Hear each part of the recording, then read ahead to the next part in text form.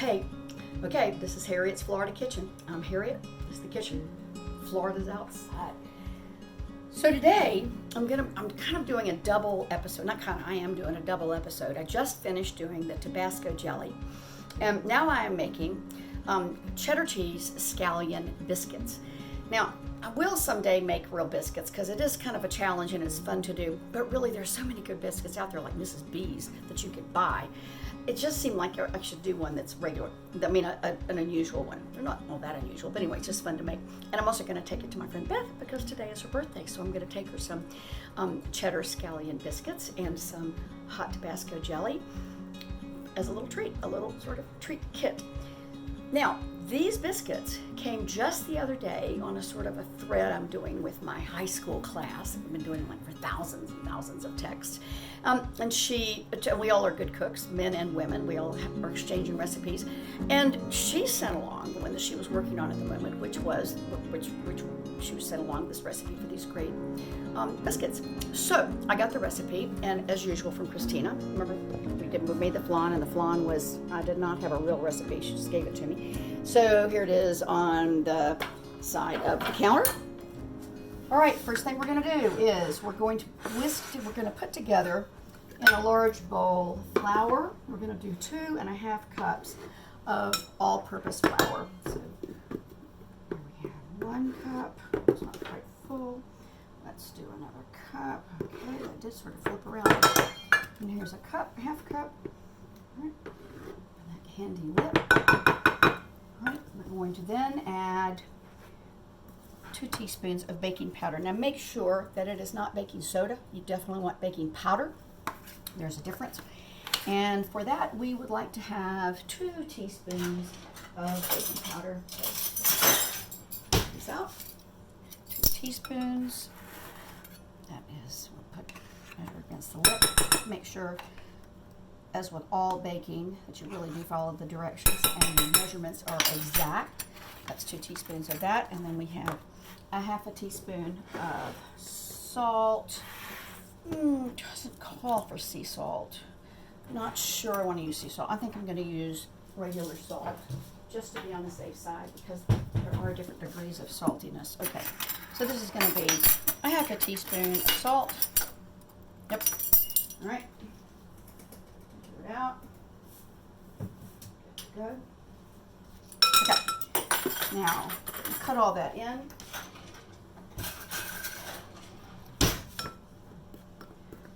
Crush that together. We didn't have to sift it or anything like that, so that was great.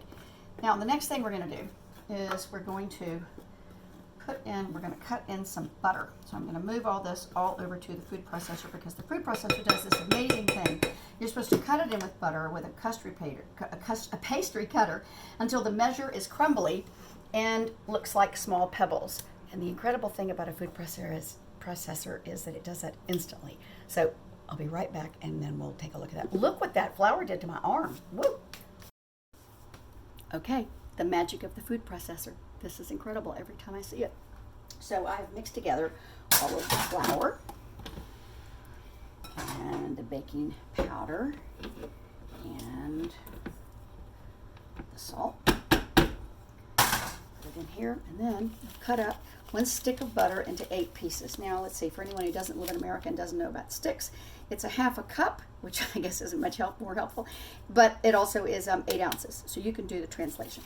All right, so you put that in, put all those little pieces in, probably move them around a little bit, that'd be good. And I'm not going to talk while I do this. Tighten it up, and you get it ready, and you pulse it in.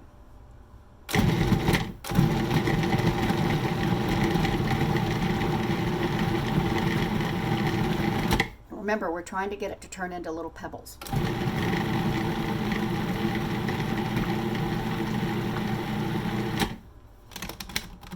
how that looks. Yeah, that's getting there. All right. I'll show you. Can you see what that looks like? Yeah, you can. Okay. All right.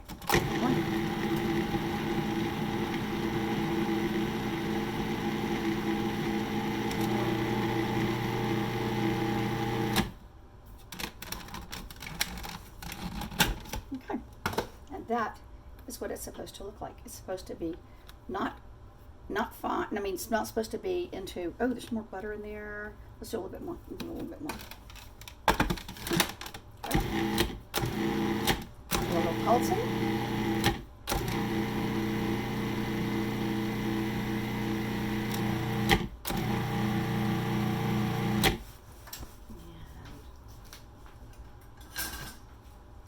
I'm going to scrape it down just a little. Make sure that whatever is on the bottom comes up off the bottom. Make sure that we have all of the butter blending in. None of it left out.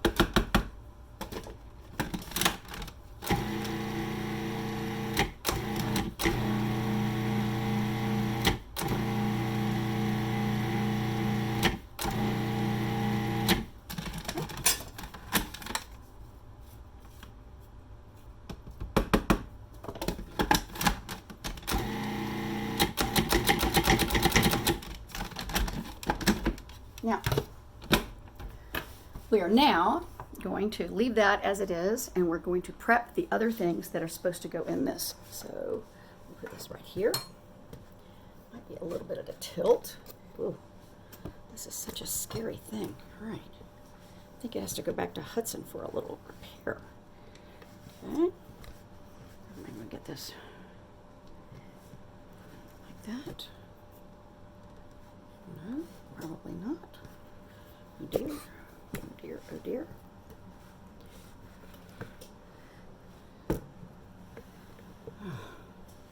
Okay.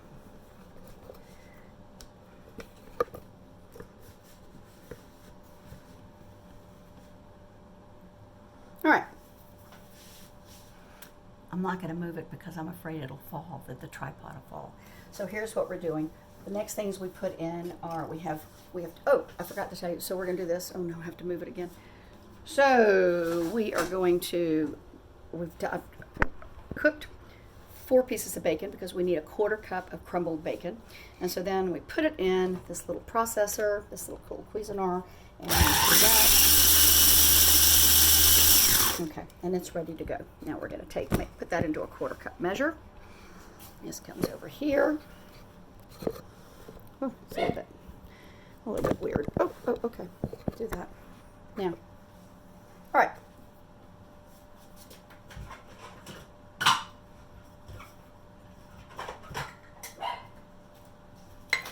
Where is my television crew? Okay, I'll put this. It's going to come out just about right. And I have, let's move this back. Okay. Move this forward. So we're going to put this into the 1/4 cup. Okay. Right.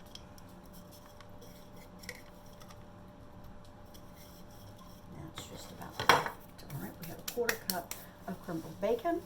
I have chopped 1 scallion. You can see there. You'll get to see the fabulousness of this chopping. And we have, I'm going to put in 1 cup of cold, heavy whipping cream. So let's put this like this. Now I have everything with us, and I forgot to tell you that I measured out the cheddar cheese, but it was no big deal because I just got it from a package. I'm cheating on this. I'm not shredding it myself. So all of these things go in. We put in the bacon and the scallion, and the cream, and the cheese. And we put it all in the food processor.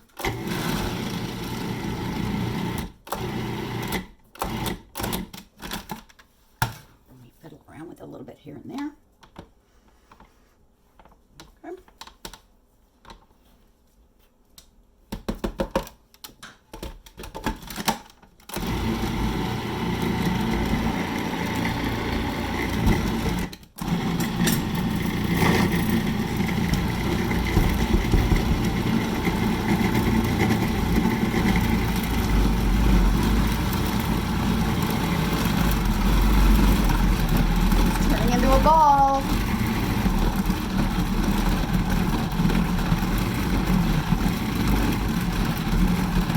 Okay, it's done its thing. Magic. I love the modern age when it does things like this. Okay, I'm going to bring you back over here, and I'm going to turn this off for a second. I'm going to bring everything over, and then we're going to knead it. And the thing about any biscuits is you practically have to not touch them at all. If you could do it with sort of steel fingers, you should. But it's the same. Okay, as usual, we're going to do this right on the counter. So we're going to spread this out and put a little flour out on the counter. I want to make sure you can actually see that. I think you can. Can you see that? Maybe like that? Okay. Let's do it. So a little counter on the counter. And we dump this out. Taking care to take the blade away. And don't want to touch it much. Stick this quickly in the sink. And get my hands like this. And so it says to knead the dough lightly about 3 or 4 times. That's 2. This is 3. And this is about 4. All right, got it. Now, we're going to now roll it to about a 3/4 inch thickness, although I might do a little bit thinner because this calls for Christina's recipe, calls for doing this using a 2.5 inch cutter. But I like little cutters. My grandmother, I inherited these from my grandmother, and I like them. I think, and also they're wonderful for ham biscuits. It's the perfect size. So, what do you think? Is that 3/4 of an inch? Maybe that's a little bit. Let's make it a little bit higher. Okay, does that look like that's about right? That's probably about right. Unless I've made it too high in the size. Okay, I'm going to put it on Schmidt cookie sheet and flour in there. And so we'll cut them out, quick like a bunny, put them on here, cut them out on here. They're so much fun to do. This is the best part. This is clearly something I'm going to have to do with my grandchildren because it's fabulously fun. Okay, if I ever get to see them again with coronavirus, what a drag. Okay. Oh, what's really fun about this is you can, as you cut through, you can feel the little bits of bacon and the little bits of scallion cutting through. Ooh, fun. Now, how far apart does she say to put them? Doesn't look like it matters. I don't think they're going to expand out very much. Just we hope that they will keep their lovely risen height. Now, it definitely looks like 3/4 of an inch. I think I did that really perfectly.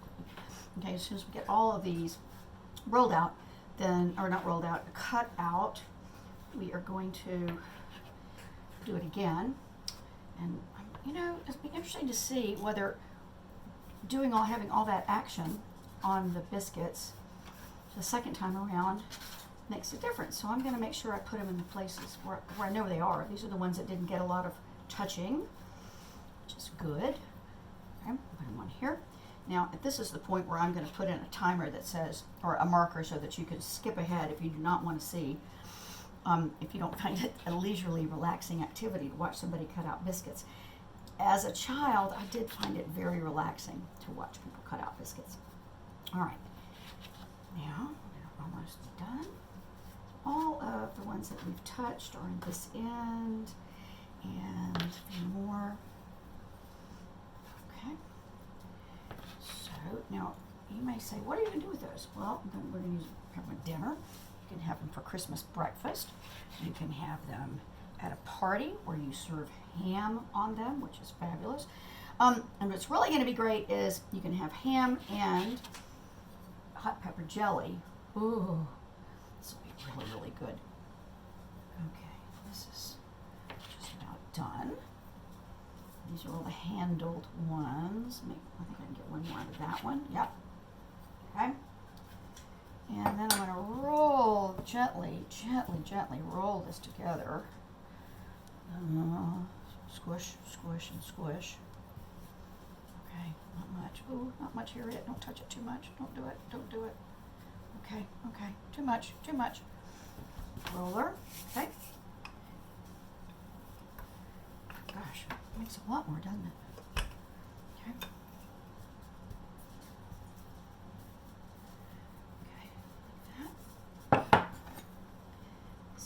As many out of this as possible from this amount. I'm not really spatially challenged, but this, you do have to be kind of clever about cutting these out exactly in the right place.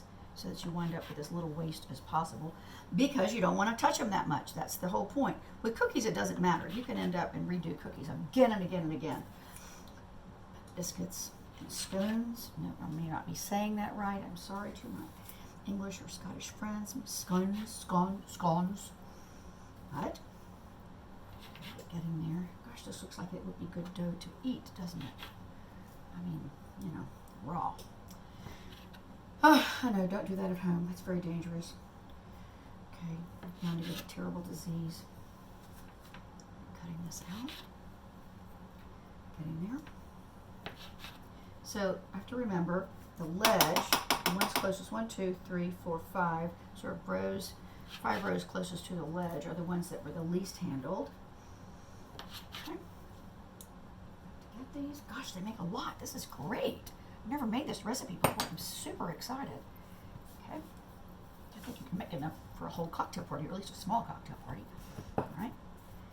And these have been super handled. I have to remember for sure where these are. All right. That goes like that. That goes like that. Okay. Okay. And you want proper cookie cutter or sandwich cutter because you want it to be really sharp. Extra handled, okay. Done like that. And of course you get to see for yourself whether or not these all are so close together they all stick, which would be a drag. Okay, put that one together. Okay. I mean, you're probably in some, you know, insane asylum if you think that this is amusing to watch this whole thing. Okay, with nothing to do before dinner. All right.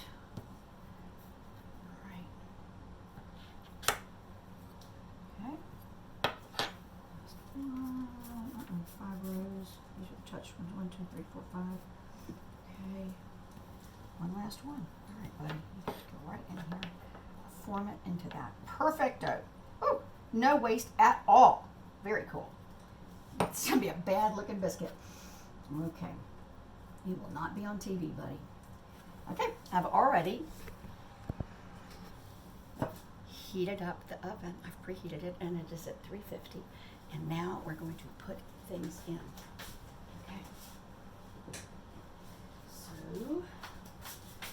I don't think you really need to watch me put it in. It's not that big a deal, and all you'll see will be the back of me, which is not my best side. Okay, I'm going to stop for now, put these in, turn it on for, so Christina says that this is an air dry recipe. And if you want to do it in a regular oven, which is what I am going to do, so she would normally put the fry basket, she put it in a fry basket, set the bake setting at 330, and adjust the time to 15 minutes until golden brown. But I am going to do it at 350 in a conventional oven, and I'm going to cook them for 20 minutes.